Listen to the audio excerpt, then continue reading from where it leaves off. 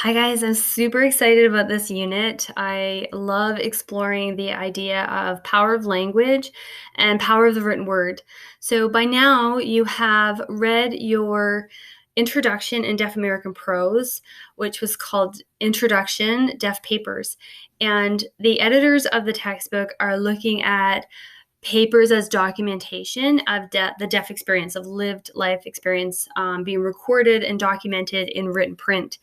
And next week, you're going to be reading stories from different deaf authors and blogs about the power of written word and what happens when we don't have access to certain documentation, or when we do have access to certain documentation, what that provides for us. So you've done some research, hopefully, on different types of papers. And I'm asking you now to do a little assignment where you're going to look for around your home, in your life, any type of paper that is a documentation of some kind. And this document perhaps gives you access to something. So I have an example that I want to share with you. It's kind of strange. I don't really understand my mom's story, but I'll share it with you, and perhaps you'll get a giggle out of it. But it was pretty important to me at a very young age. So this, I will hold it up for you. It's very old. It's taped. It's weathered. This was what my mom thought was my birth certificate.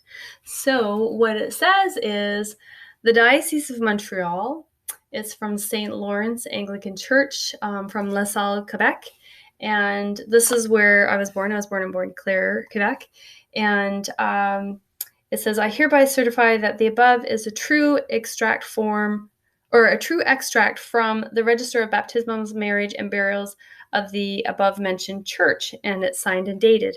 So when I was starting school, my mom was registering me for kindergarten. They wanted a copy of my birth certificate, and this was all that my mom had. She didn't have an actual birth certificate.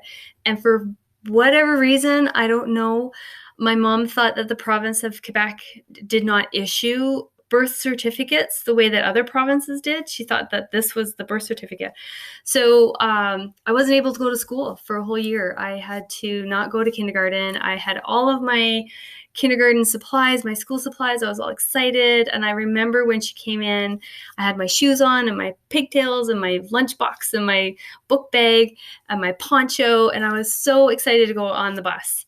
And my mom said I couldn't go to school because she didn't have the proper documentation. So I was held back a year and started in grade 1 with my peers.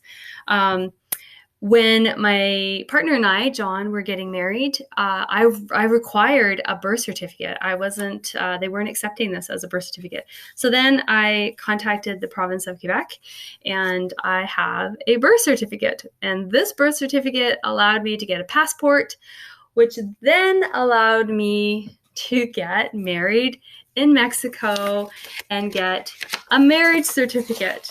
And so my marriage certificate is what this document provided, and this baptismal certificate provided access to education, and my birth certificate provided access to my passport, which allowed me to get married in Mexico.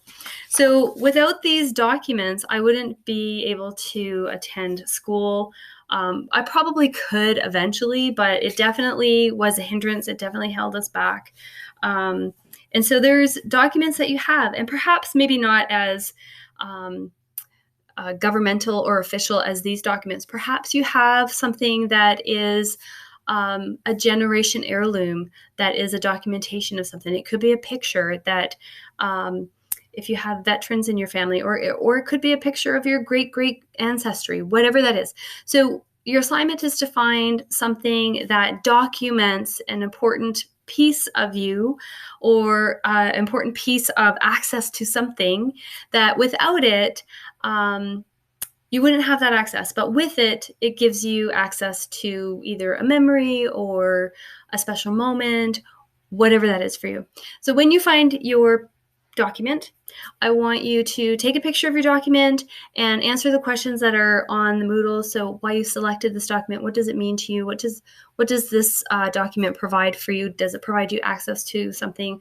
And what would it mean if you didn't have it? And then you're going to post that on the wiki page on this particular unit. All right, I am really looking forward to seeing what you post on the wiki. Feel free to comment on each other's and look at each other's, and I will be commenting on participating as well. Thank you so much.